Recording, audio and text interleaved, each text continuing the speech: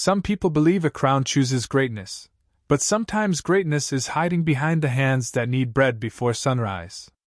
Every morning, long before the first church bell echoed across Ashmoor City, Evelyn Carter stepped into the tiny stone bakery that had once belonged to her parents. The ovens were old, the wooden shelves leaned slightly to one side, and the windows let in the cold air of early spring, but the smell of fresh bread still drifted into the empty streets like a quiet promise that hope had survived another night. She measured flour with careful hands, counted every ounce because wasting even a handful meant one less loaf to sell before sunset. A gallon of milk sat beside the mixing bowl, precious enough that she poured only what she truly needed. Every penny mattered. Every loaf mattered. Every sunrise meant another chance to keep her grandmother warm for one more day. By the time the sky turned pale gold, Evelyn balanced a woven basket filled with warm bread on her arm and walked toward the crowded marketplace. Merchants shouted over one another, wagons rattled across the cobblestones, children laughed as they chased stray chickens between the stalls, but few people noticed the quiet young woman in the faded blue dress. Those who did often smiled with sympathy or looked away with polite indifference. Some whispered that she worked too hard for someone who would never rise above her station. Others wondered why such a kind girl had never left the city to seek an easier life. Evelyn answered none of them. She simply smiled and greeted every customer with the same gentle warmth, whether they bought a full loaf or only a single roll. Late that morning, an elderly veteran searched his pockets with trembling fingers before lowering his eyes in embarrassment.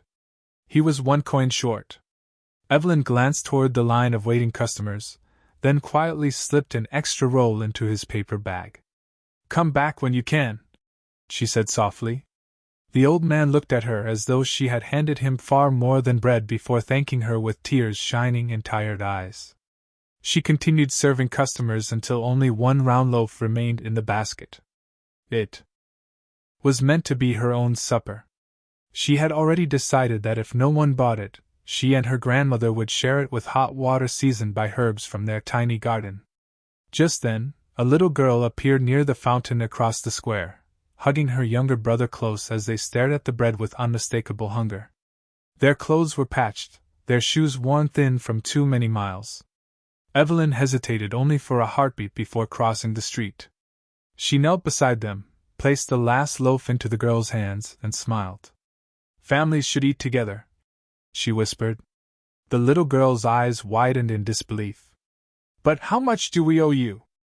Evelyn shook her head. "Nothing today." As the children hurried away, laughing for what sounded like the first time in weeks, Evelyn released a slow breath, knowing she had just given away her own dinner. She turned back toward the marketplace, unaware that someone standing beneath the shadow of an old oak had witnessed every moment. His cloak concealed the silver embroidery of royalty, his face hidden beneath a simple hood, but his sharp gray eyes never left the young baker. Around him, royal guards waited at a respectful distance without daring to interrupt his silence. The stranger watched Evelyn gather her now empty basket and brush a loose strand of golden hair behind her ear before continuing down the street with the same peaceful expression she had worn all morning. For the first time in years, Alpha King Adrian Ashford found himself unable to look away. The following morning arrived wrapped in silver mist, and Evelyn returned to the marketplace carrying another basket filled with warm bread that had taken nearly all night to prepare. She greeted familiar faces with her quiet smile, never mentioning that she had gone to bed hungry. Kindness was not something she counted as a sacrifice. To her, it was simply the way life should be lived. As the city slowly awakened, a stranger wearing a weathered charcoal cloak approached her small wooden stand. His boots were dusty from travel, and the hood shadowed most of his face, yet there was something unmistakably calm about the way he carried himself. He studied the basket without speaking, as though every loaf held a story worth reading. Evelyn waited patiently before offering a warm smile. "Good morning. Fresh bread just came out of the oven less than an hour ago." The man finally looked up. His gray eyes caught the morning light for only a moment before disappearing beneath the hood once again. "How much for all of it?" he asked in a steady voice. Evelyn blinked in surprise. She glanced down at the dozens of loaves still filling her basket. All of it? She repeated with a small laugh. That is enough bread to feed several families. The stranger nodded once. Then perhaps it should. She hesitated, uncertain whether he was joking, but there was no amusement in his expression. Carefully she calculated the price in her head, and quietly named an amount that she believed was fair. Without bargaining, the man placed several polished silver coins into her hand. Evelyn immediately frowned. Sir, this is far too much. She selected the correct payment, and gently tried to return the extra coins. You made a mistake. Instead of accepting them, the stranger simply looked at her with quiet curiosity. Most merchants would have thanked me and walked away. Evelyn smiled softly as she placed the remaining coins back into his gloved hand. Then they would have earned money they did not deserve. For the first time, something almost resembling a smile touched the corners of the man's mouth. It disappeared so quickly that Evelyn wondered whether she had imagined it. He motioned toward the basket. Would you help me deliver these? She looked across the market where business was beginning to slow. Since every loaf had already been sold, she agreed without hesitation. Together they carried the bread through narrow streets until they reached a small neighborhood hidden behind the city's old mill. Children played beside worn brick buildings while tired parents repaired fences and swept tiny front porches. The stranger began handing out fresh loaves one by one without announcing who he was. Evelyn quickly joined him, smiling as grateful families accepted the unexpected gift. Laughter soon replaced the quiet weariness that had filled the street only moments earlier. One little boy hugged the loaf against his chest as though it were the greatest treasure he had ever received. Watching the scene, Evelyn felt warmth spread through her heart. You planned this all along? She said. The stranger looked toward the children chasing one another beneath the afternoon sun. A kingdom is strongest when its people do not fear tomorrow. Evelyn nodded thoughtfully. I wish everyone believed that. For a long moment, neither of them spoke. The breeze carried the scent of fresh bread through the neighborhood, while church bells echoed gently across Ashmoor city. Finally the stranger turned to leave. Before disappearing around the corner, he paused just long enough to say, Kindness should never be hungry. Evelyn watched him walk away, unaware that she had just spent the afternoon beside the most powerful man in the kingdom. Hidden beyond the end of the street, members of the royal guard silently emerged from the shadows, falling into step behind their king as Adrian Ashford looked back only once, already knowing that the simple baker had changed something inside him that no throne ever had. 3 mornings later, Sir Thomas Whitmore returned to Ashford Palace carrying no thick reports, no sealed documents, and no list of noble connections. When he entered the king's private study, he placed only a small cloth bag upon the desk. Adrian looked up from the letters he had been reviewing. Is that your investigation? The elderly knight nodded with a gentle smile. It is everything I found. Adrian opened the bag and discovered 3 simple items inside.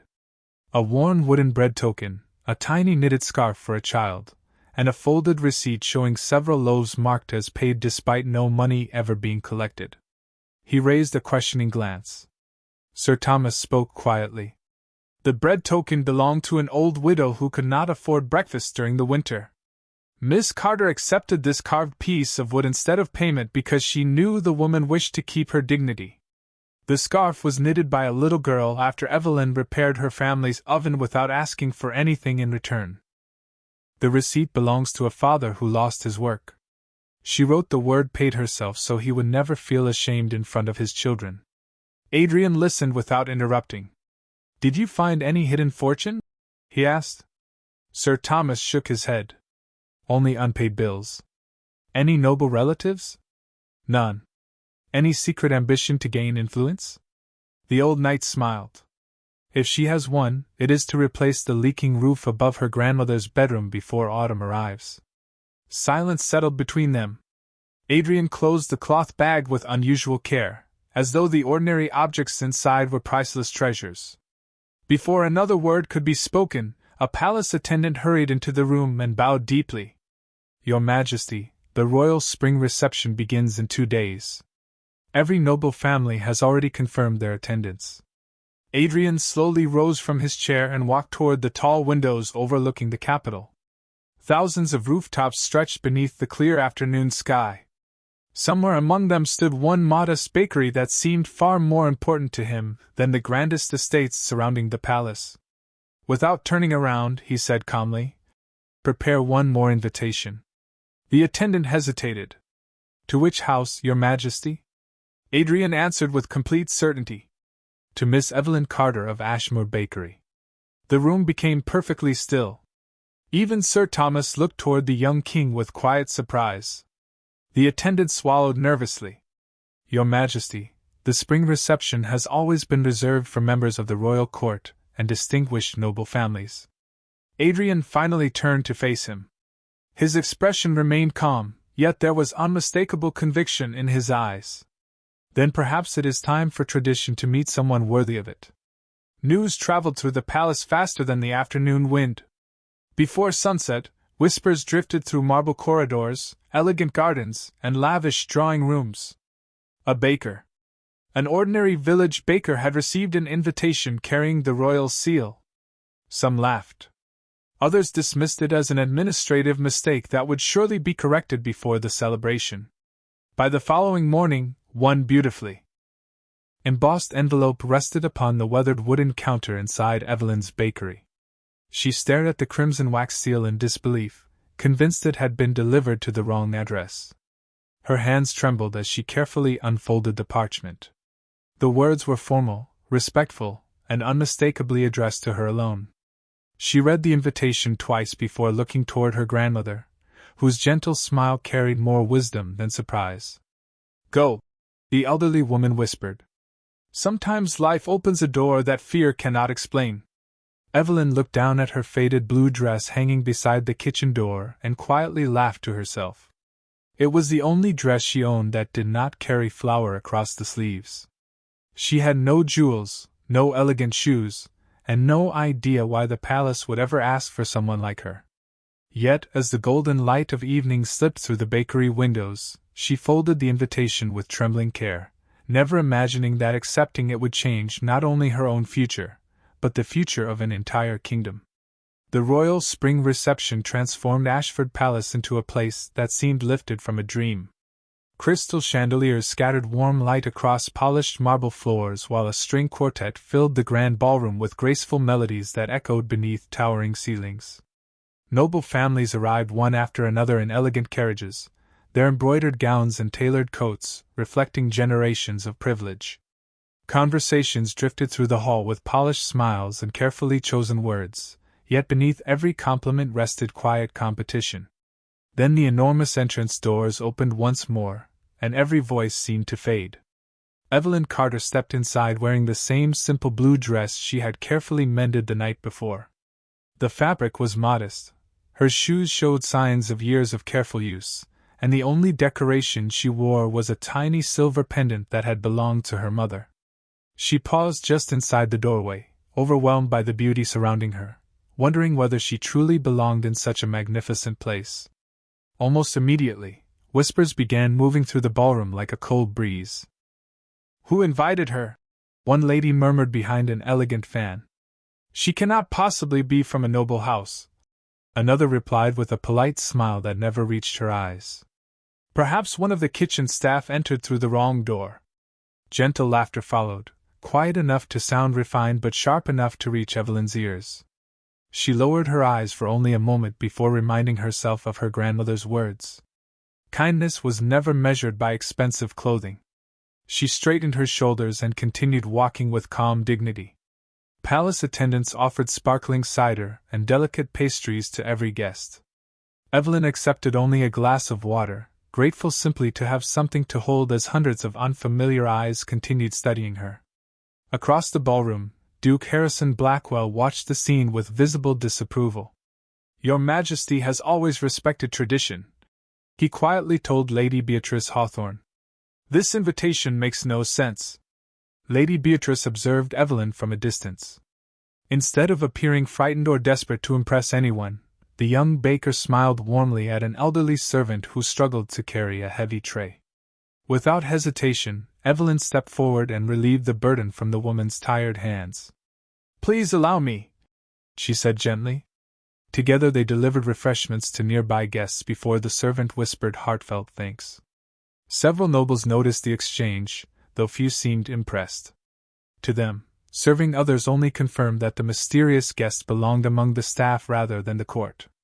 Evelyn returned the empty tray and quietly wandered toward the palace gardens, hoping to escape the curious stares for a few peaceful moments.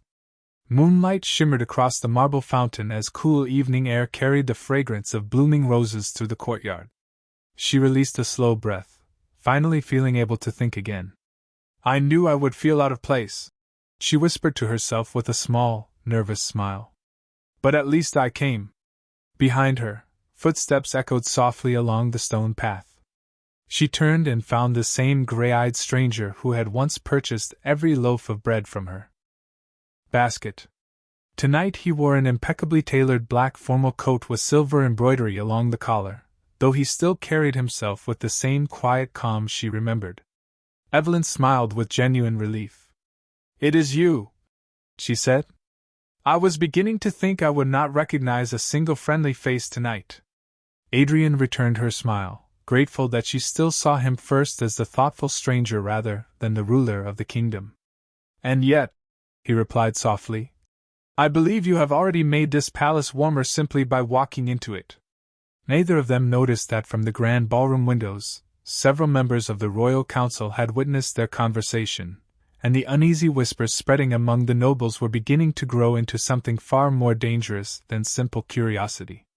The music inside the ballroom continued without interruption, but the atmosphere had quietly changed. Conversations no longer flowed as effortlessly as before because too many eyes had turned toward the palace garden, where the mysterious young baker stood speaking with the man everyone believed to be only another distinguished guest. From the tall windows overlooking the courtyard, Duke Harrison Blackwell narrowed his eyes with growing concern. "Who granted that girl such familiarity?" he asked in a voice low enough for only the nearest nobles to hear. Lord Cedric Beaumont folded his hands behind his back. "More importantly, why does that gentleman seem unusually comfortable beside her?" Before either man could continue, the great ceremonial doors opened once again. A palace herald stepped into the center of the ballroom and struck the marble floor once with a silver staff. "His Majesty, Alpha King Adrian Ashford." Every noble immediately turned toward the entrance and bowed with perfect precision. Evelyn remained frozen in the garden, staring as the quiet stranger beside her offered a gentle smile before calmly walking past her toward the grand hall. Confusion swept across her face. She followed him with uncertain eyes until he stepped beneath the royal banners, where attendants respectfully draped a magnificent ceremonial cloak across his shoulders. The silver embroidery she had noticed only moments earlier now shimmered beneath the crystal chandeliers. One by one, members of the royal guard knelt before him. The realization struck Evelyn so suddenly that she forgot to breathe. The kind man who had purchased every loaf of bread, who had carried baskets beside her through ordinary streets, who had laughed gently with hungry children, was the Alpha King himself. Embarrassment warmed her cheeks as she replayed every conversation they had shared. She had spoken to the ruler of the kingdom as though he were simply another traveler. Yet instead of feeling offended, Adrian looked toward her with the same quiet warmth that had first greeted her beside the marketplace. He extended his hand across the crowded ballroom. Hundreds of guests watched in complete silence. Evelyn hesitated for only a heartbeat before carefully approaching. Each step seemed louder than the last upon the polished marble floor. When she finally reached him, Adrian offered a respectful bow of his head before taking her hand with calm dignity. The gesture was simple, graceful, and entirely proper, yet it sent astonished whispers racing across the hall. Duke Harrison's expression hardened. "Your Majesty," he called with measured politeness, "surely this honorable guest deserves a proper introduction before the court." Adrian nodded. "She certainly does." He turned toward the assembled nobles, his voice carrying effortlessly through the ballroom. "This is Miss Evelyn Carter." The silence that followed lasted only a moment before scattered murmurs returned. "The baker. The commoner. The girl from the marketplace." Their words floated through the hall like cold winter air. Duke Harrison stepped forward once more, still smiling with practiced courtesy. Your Majesty, no one questions Miss Carter's character, but royal traditions exist for the stability of the kingdom. A woman without title, estate, or distinguished family cannot be expected to stand among those whose families have served this crown for generations. Several council members quietly nodded in agreement. Evelyn slowly lowered her eyes, suddenly wishing she had never accepted the invitation. She gently withdrew her hand, preparing to step away before her presence caused further discomfort. But before she could move even a single step, Adrian reached out once again and calmly held her hand with unmistakable confidence. His expression remained composed, yet his voice carried a quiet authority that filled every corner of the ballroom. You speak of inherited honor, he said, looking directly at the gathered nobles. I speak of earned character. I have met people surrounded by wealth who could not spare a kind word, and I have met one young woman with almost nothing who never allowed another person to leave her side without hope. If this kingdom cannot recognize true worth because it arrives wearing a simple blue dress instead of a jeweled crown, then perhaps it is not Miss Carter who should be questioned, but the traditions we have mistaken for wisdom. The ballroom fell into absolute silence, and for the first time that evening, the confidence of the royal court began to tremble. Not a single voice challenged the king after his words settled across the ballroom, yet silence did not mean acceptance. It merely gave doubt a place to grow. The reception ended with flawless manners and graceful bows, but behind every courteous smile, conversations had already begun. Before sunrise the next morning, rumors spread through Ashmoor city faster than the smell of fresh bread drifting from neighborhood bakeries. Some claimed the Alpha King had lost interest in royal tradition. Others insisted the mysterious baker had somehow captured his attention through impossible luck. Evelyn heard every version before she had even finished arranging the first loaves upon her wooden shelf. She lowered her eyes and continued working, refusing to answer questions that she herself could not explain. Customers arrived one after another, not only to buy bread but to catch a glimpse of the young woman whose name now echoed through the kingdom. Some stared with curiosity, some with admiration, and a few with quiet judgment. Evelyn greeted each of them exactly as she always had. She never charged more because of her growing reputation, and she never allowed the attention to change the warmth in her voice. Near noon, a mother entered carrying a sleeping toddler wrapped in a faded blanket while leading two older children by the hand. She counted the coins in her palm 3 separate times before looking apologetically toward the bread display. I only have enough for 1 loaf, she whispered. Evelyn noticed the worry in the woman's eyes before glancing toward the children, who tried not to look hungry. Without hesitation, she selected 3 fresh loaves instead of 1 and placed them carefully into a paper sack. The mother immediately protested. There has been a mistake. Evelyn smiled gently. There has not. Today your children should not have to decide who gets the larger slice. Tears filled the woman's eyes as she accepted the bag with trembling hands. Several customers witnessed the exchange in complete silence. One elderly man quietly stepped forward after the family left and purchased 10 additional loaves. Leave them here, he said. Someone else will need them before sunset. By afternoon, another neighbor offered fresh vegetables from his garden. A dairy farmer arrived with 2 gallons of milk, insisting the bakery should accept them as thanks for everything Evelyn had done over the years. A carpenter repaired the loose front steps without asking for payment. One act of kindness quietly awakened another until the little bakery became more than a place that sold bread. It became a place where people remembered what neighbors were meant to be. High above the city, from the balcony of Ashford Palace, Adrian watched the streets below through a polished brass spyglass before lowering it with a thoughtful smile. Sir Thomas stood beside him. The council believes they must protect the kingdom from Miss Carter, the old knight said carefully. Adrian continued looking toward the marketplace. No, he answered softly. They are discovering that the kingdom has already chosen to protect her. At that very moment, several elegant carriages rolled slowly through the marketplace. Noble ladies inside observed the growing crowd surrounding the bakery with expressions that revealed more concern than curiosity. Duke Harrison, seated inside the leading carriage, watched as ordinary citizens laughed together while carrying warm loaves beneath the afternoon sun.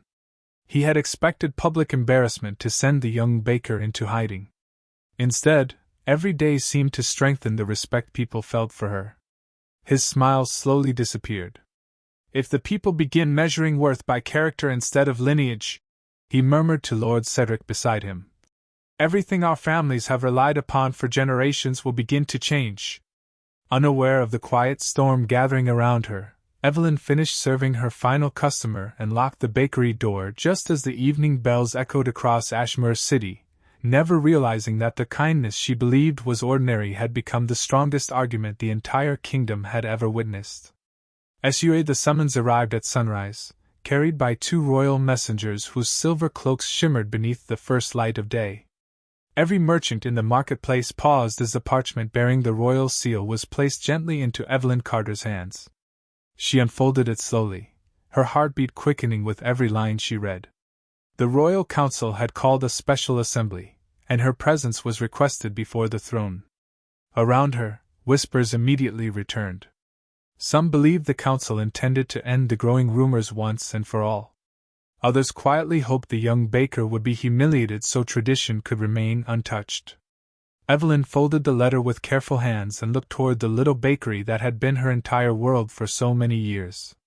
Her grandmother stepped beside her and placed a reassuring hand over hers. "Truth never needs expensive clothes," she said with a gentle smile. "Go exactly as you are." By noon, the Grand Council chamber stood filled with nearly every influential family in the kingdom. Marble columns stretched toward the vaulted ceiling while sunlight poured through towering stained glass windows, painting ribbons of gold and sapphire across the polished floor. Noble men and women occupied their assigned seats with practiced dignity, their embroidered robes forming a sea of color beneath the royal banners.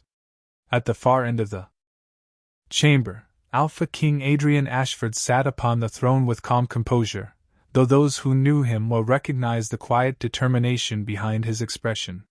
When the great doors opened, every conversation came to an immediate stop. Evelyn entered wearing the same modest blue dress that had accompanied her through countless mornings at the bakery.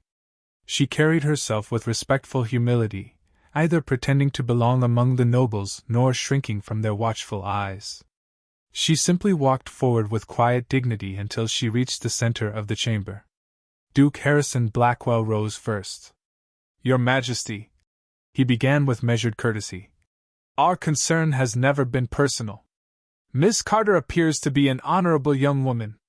However, the future queen of this kingdom must represent generations of noble heritage, political understanding, and royal tradition.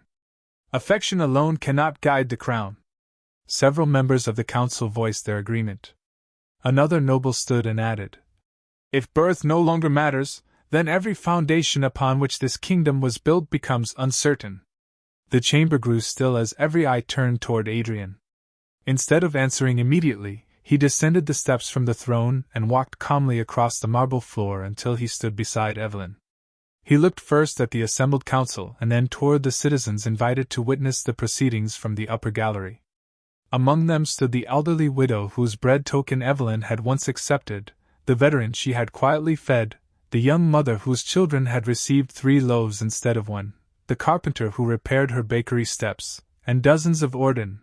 Morning sunlight poured across the palace courtyard as thousands of people gathered outside the royal balcony, their hopeful voices rising like a gentle tide through Ashmoor City. News of the council assembly had spread far beyond the palace walls, and citizens from every corner of the kingdom had come not to witness a dispute, but to discover what kind of future awaited them. Inside the Grand Council chamber, the final silence lingered after the last witness returned to the gallery. Duke Harrison Blackwell slowly lowered his head, recognizing that every argument he had prepared had already been answered, not through wealth or ancestry, but through the countless lives one humble young woman had quietly changed.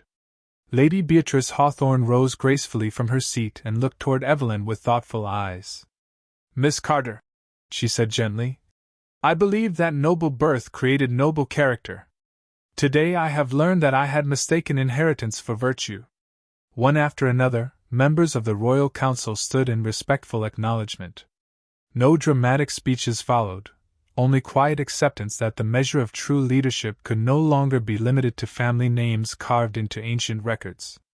Adrian Ashford stepped toward the center of the chamber, and offered his hand to Evelyn once again. This time she accepted without hesitation, her calm smile carrying the same quiet warmth that had first greeted strangers across a small wooden bakery counter. Together they walked toward the palace balcony overlooking the city below. As the great doors opened, a wave of warm sunlight surrounded them. The enormous crowd filling the streets fell completely silent.